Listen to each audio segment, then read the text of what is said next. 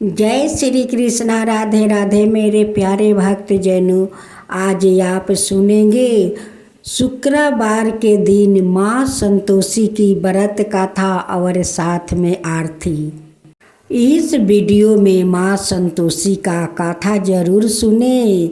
माँ संतोषी आपका सारे मनोकामना पूरा करेगी। व्रत कथा। एक बार एक शहर में एक बुढ़िया महिला रहा करती थी। उस बुढ़िया महिला के 7 पुत्र थे, जिसमें से 6 बेटे काम पर जाया करते थे और एक बेटा बहुत निकम्मा था। वो दिन भर घर पर ही पड़ा रहता था। वो बुढ़िया महिला अपने उन 6 बेटे के लिए खाना बनाया करती थी, जो काम पर जाया करते थे, और उन्हीं को खाना खिलाया करती थी। और उन 6 बेटे के खाना खाने के बाद उनकी प्लेट में जो जूठन बचती है, वो बुढ़िया महिला अपने 7वें बेटे को देती है। एक दिन वो निकम्मा बेटा अपनी पत्नी से कहने लगा कि मेरी माँ मुझसे कितना प्यार करती है। तब उसकी पत्नी ने उसे कहा कि देखा है मैंने कितना प्यार करती है, सब की बची हुई जूठन तो खिलाती है।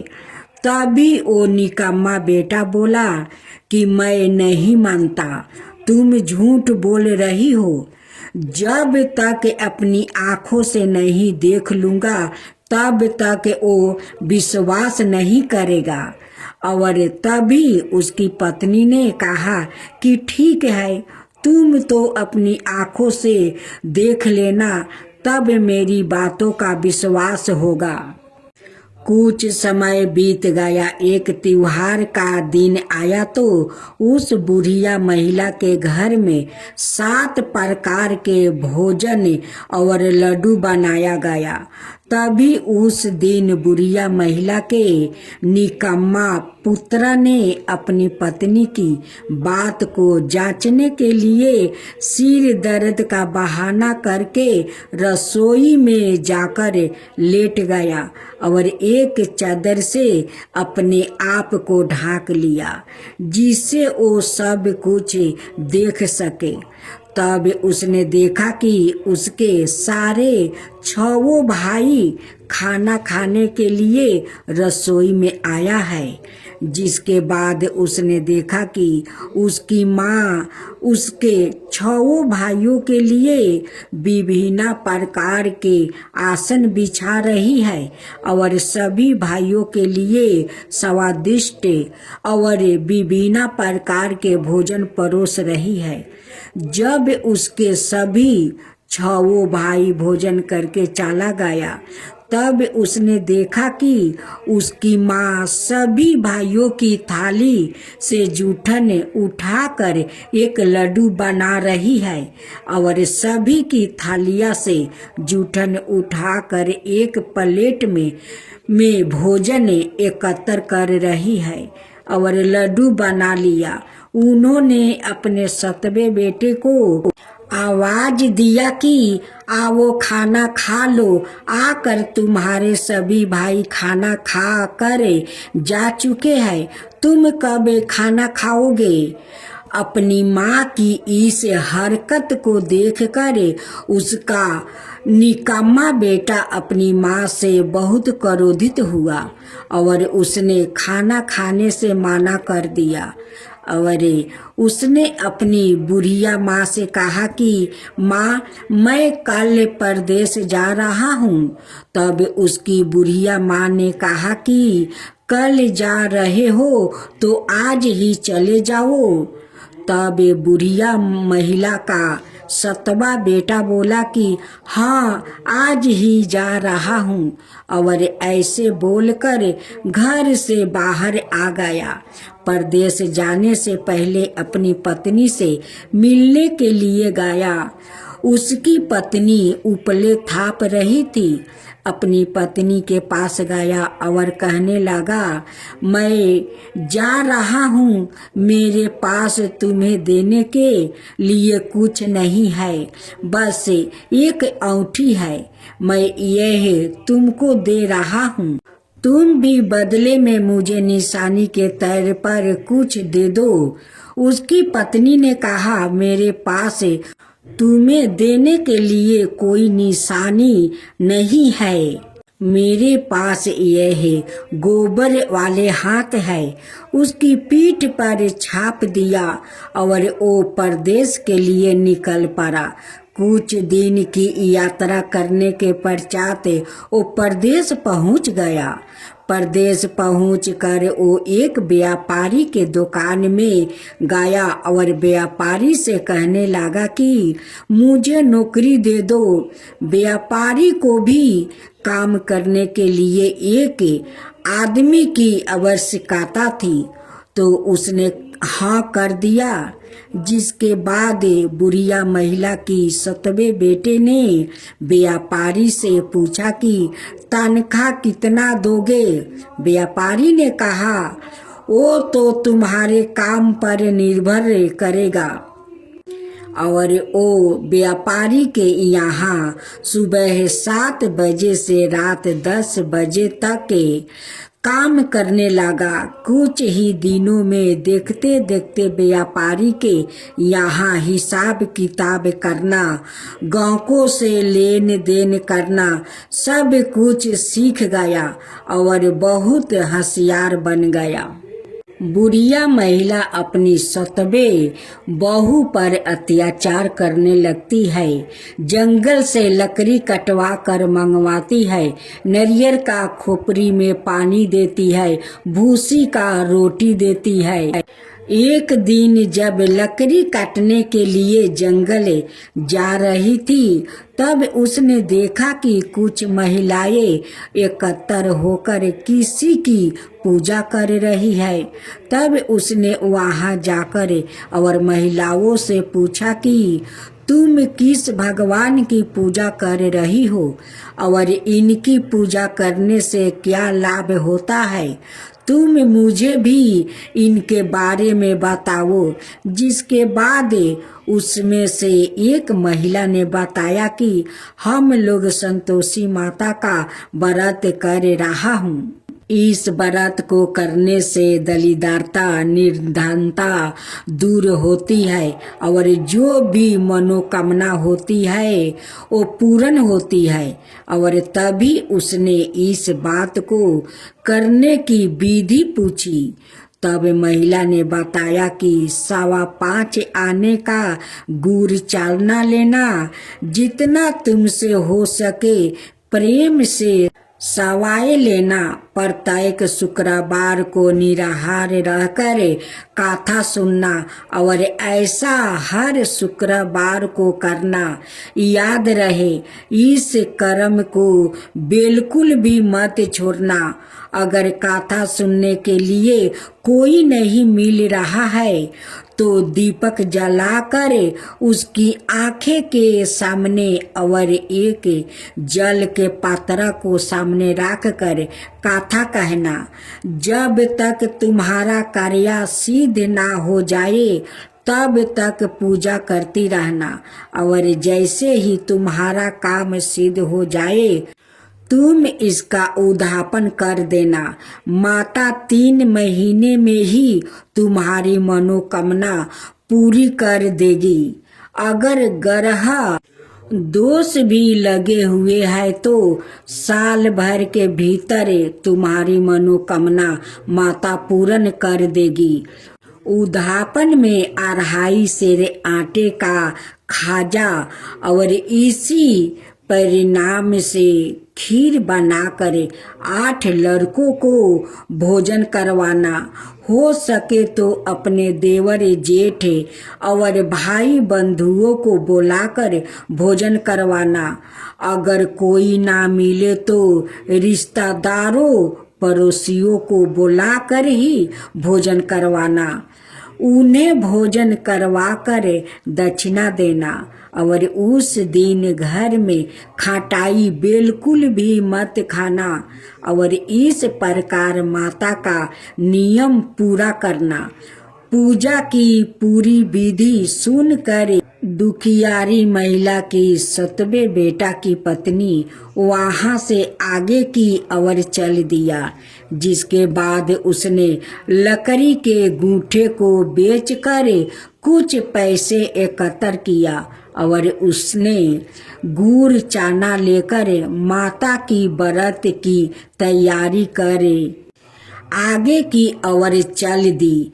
थोड़ी दूर चलने के पश्चात सामने एक मंदिर दिखाई दिया। तब उसने कई लोगों से पूछा कि यह मंदिर किसका है। लोगों ने बताया यह मंदिर संतोषी माता का है।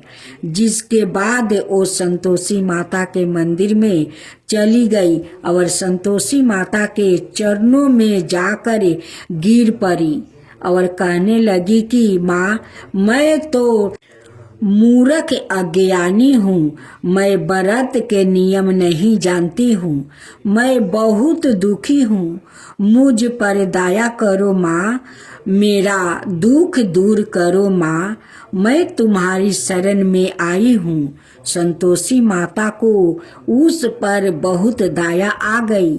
जैसे ही महिला शुक्रवार बीता, दूसरे शुक्रवार को उसके पति का खत उसके पास आया और तीसरे शुक्रवार को उसके पति द्वारा भेजे हुए रुपया उसके पास आ गया। यह देख कर उसके घर में जेठ जेठानी उससे बहुत नफरत करने लगी और उसको ताने देने लगी। काकी के पास तो पैसा आने लगा है, अब तो काकी की खातिरदारी की जाएगी। और तभी उसने उन लोगों से कहा कि भैया, चाहे पत्र आए या पैसा, हम सब के लिए अच्छा है। और तभी वो रोते रोते संतोषी माता की मंदिर पहुंच गई और संतोषी माता से कहने लगी कि माँ, मैंने तुमसे पैसा नहीं मांगा था, मैंने तो अपने पति को सवाए तुमसे मांगा था। मैं अपने पति के दर्शन करना चाहती हूँ। जिसके बाद माता ने कहा, जाओ, तुम्हारा पति बहुत ही जल्द तुम्हारे पास आएगा। यह सुनकर बहुत प्रसन्न हो गई। अब घर जाकर बावली होकर काम करने लगी और संतोषी माता को याद करने लगी। लेकिन संतोषी माता यह सोचने लगी कि इसका पति कैसे इसके पास आएगा, वो तो उसको याद तक नहीं करता है। उसके पति को इसकी याद दिलाने के लिए मुझे ही कुछ करना पड़ेगा। संतोषी माता ने उसके पति के सपने में जाकर कहा कि व्यापारी जाग रहा है या सो रहा है। तभी उसने कहा कि माँ, मैं ना तो सो रहा हूँ और ना ही जाग रहा हूँ, बताइए माँ, क्या आज्ञा है। संतोषी माँ ने उसको याद दिलाया कि तुम्हारे घर में तुम्हारी माँ और तुम्हारे पत्नी को बहुत कष्ट दे रहे हैं और वो बहुत पीड़ा में है। तुम अपने पत्नी के पास क्यों नहीं जाते हो। जिसके बाद उसने कहा कि माँ, मैं यहाँ से कैसे जाऊँ, घर जाने का कोई रास्ता नहीं पाता है और यहाँ लेन देन अभी खत्म नहीं हुआ है। यह सब छोड़कर मैं कैसे चला जाऊँ। संतोषी माता ने कहा कि तुम सुबह स्नान करके घी का दीपक जलाकर प्रणाम करके दुकान में बैठ जाना, तुम्हारा सारा लेन देन भी पूरा हो जाएगा और तुम्हारा सारा माल भी बिक जाएगा। और शाम होते ही तुम्हारा पास धन का बहुत सारा ढेर भी लग जाएगा। माता की बात मानकर उसने वैसा ही किया जैसे माता ने उसे करने के लिए बोली। देखते ही देखते उसका सारा लेन देन खत्म हो गया, सारा माल बिक गया और बहुत सारे धन का ढेर भी लग गया। माता का चमत्कार देखकर वो बहुत प्रसन्न हो गया और घर जाने के लिए कपड़े और सामान खरीदने लगा।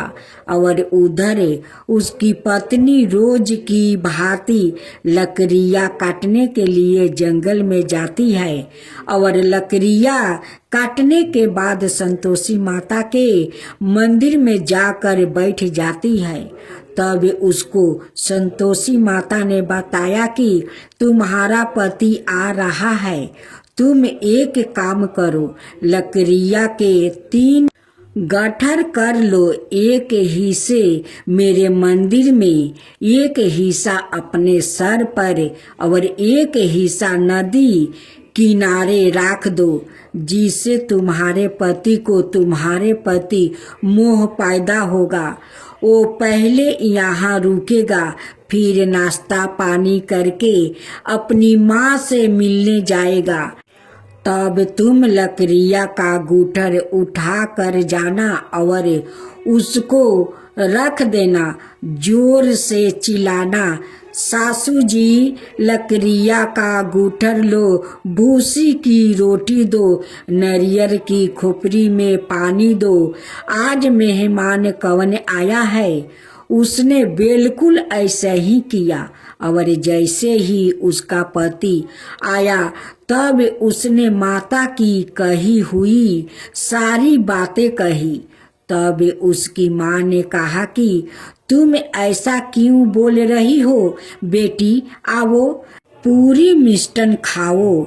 तभी उसे बुढ़िया महिला ने अपने बेटे से कहा कि तुम्हारे जाने के बाद तुम्हारी पत्नी कोई काम नहीं करती है, सारा दिन इधर उधर भटकती रहती है। तब उसके बेटे ने अपनी माँ से कहा कि मुझे पता है, तुम मुझे एक अलग कमरे की चाबी दो, उसके बाद मैं वही रहूँगा। जिसके बाद मैं अपने पत्नी को लेकर उसी कमरे में रहने लगा। देखते ही देखते कुछ समय में राजमहल जैसा घर बन गया और बहू खुशी खुशी अपने जीवन व्यतीत करने लगी। तभी उसने अपने पति से कहा कि मुझे संतोषी माता का व्रत करना है। इसके बाद उसने अपनी पत्नी को आज्ञा दे दिया और उसकी पत्नी ने संतोषी माता का उद्यापन किया। जिसके बाद और अपनी जेठानी के लड़कों को भोजन के लिए बुलाया। जेठानी ने अपनी लड़कों को सिखा कर भेजा था कि तुम भोजन करते वक्त खटाई मांगना, जिससे इसका उद्यापन पूरा ना होगा। भोजन करने के लिए आए और उन्होंने भोजन करने के बाद खटाई का सेवन कर लिया, जिससे संतोषी माता कृपित हो गई और राजा के दूत आकर पकड़कर ले गया। जिसके बाद उसकी पत्नी ने रोते हुए संतोषी माता की मंदिर गई और माता से क्षमा मांगी और उसने फिर से जाकर दोबारा से संतोषी माता का उद्यापन किया और इस बार पूरे विधि विधान से उद्यापन को संपन्न किया और फिर सभी लोग मिलजुल कर खुशी खुशी रहने लगा। दोस्तों, उम्मीद करती हूँ आपको हमारी कहानी बहुत अच्छी लगी होगी। मैं तो आरती उतारू रे संतोषी माता की, मैं तो आरती उतारू रे संतोषी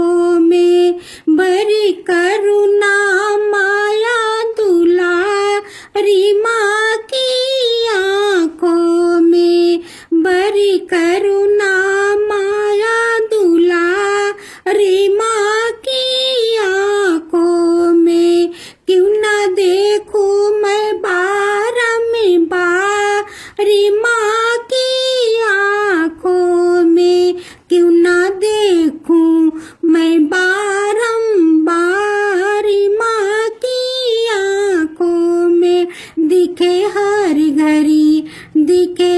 घड़ी नया चमत्कार माँ की आंखों में देखे हर घड़ी नया चमत्कार माँ की आंखों में नित्र करो झूम झूम बाकी निहारो रे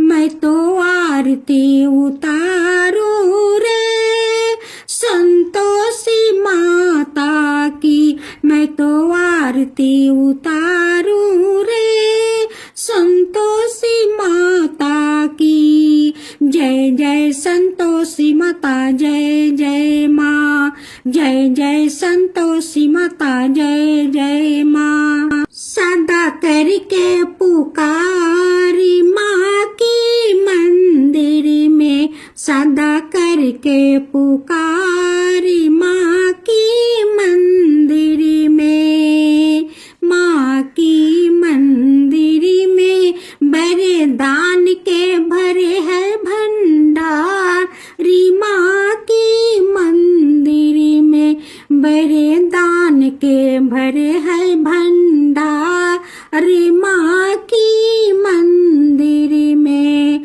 धूप करो दीप करो प्रेम सहित भक्ति करो जीवन सुधारो रे धूप करो दीप करो प्रेम सहित भक्ति करो जीवन सुधारो रे प्यारा प्यारा जीवन सुधारो रे मैं तो आरती